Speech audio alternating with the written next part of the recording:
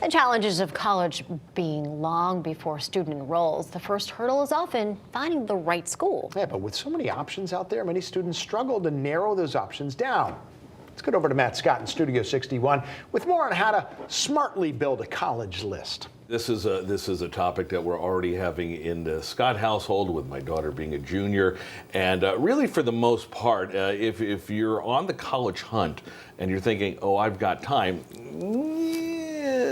Nicole Kelman says maybe not. Welcome back. Thank you for having me. Nice to have you here. We've had you in month by month to kind of, I'm not going to lie to you, hold my hand. I got you. In getting through this, which is already daunting, and I thought I had a lot of time left. Is this a time where, you know, people start going, time to go? Yeah, those questions are coming in now, and I think this is a perfect time of year to start talking about it. I think, you know, seniors are going through the process, so juniors are starting to hear about it. Sophomores might hear about it. So yeah, winter time is a good time to start talking about it. Okay, so I'm not late. I'm not horribly late. You're not. I feel a little better about it. All right, let's start with making this list. Where do you begin? Where do you begin? I think a lot of folks don't realize that there's actually a difference between selective universities and non-selective universities. Okay, never heard that term. I know, right? Here in the Northeast, we're probably used to applying to selective colleges, and everyone's concerned about this race to college, but the majority of colleges are not selective. So there's a variety of different categories. There's somewhat selective, and then there's most selective colleges. So how do you combat that? Is it a matter of being the first one to get the application in, or what are we talking here? Yeah, so it's just acceptance rates, which really is just a popularity contest. How many applicants apply to those schools?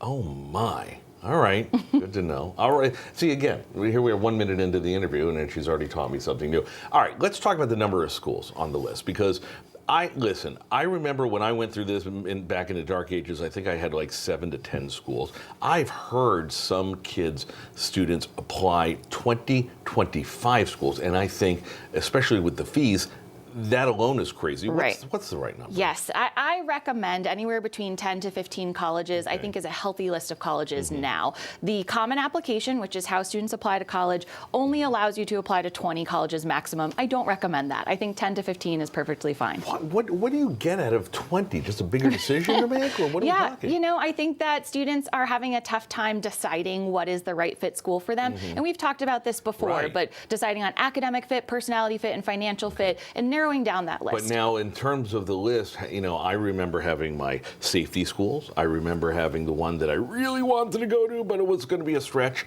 and I ended up, you know, right smack in the middle. Should you be dividing the list based on that? It's a very good question. Absolutely. I recommend that you want about half of your list to be target schools, meaning your academic profile falls in the middle 50%. You got a shot. You got a shot.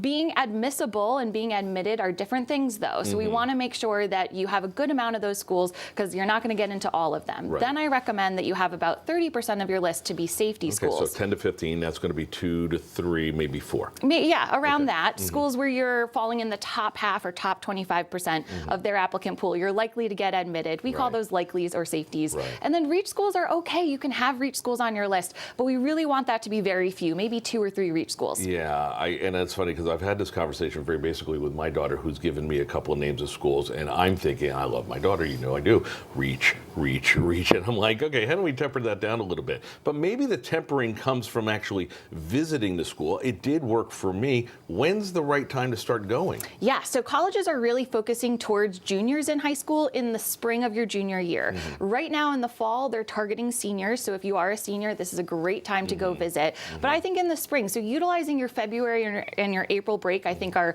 the best times to go visit. That's good to know, because that's exactly what we did. I booked a trip that I said, you know what, while we're going on vacation for President's Day weekend, let's go look at a school Let's do it. So far I'm doing okay? You're doing a great job. Take photos, remember, take notes, you got this. Listen, if she says I'm doing good, I'm going by her. You can, we'll hook you up to Nikki Kelman on our website, the company? New England Education Consultants. And they're good, and they're going to answer all the questions that you need to know. Thank you. We'll see you in a couple weeks for more hand-holding. Thank you so much, Matt. Nice to see you. Tim and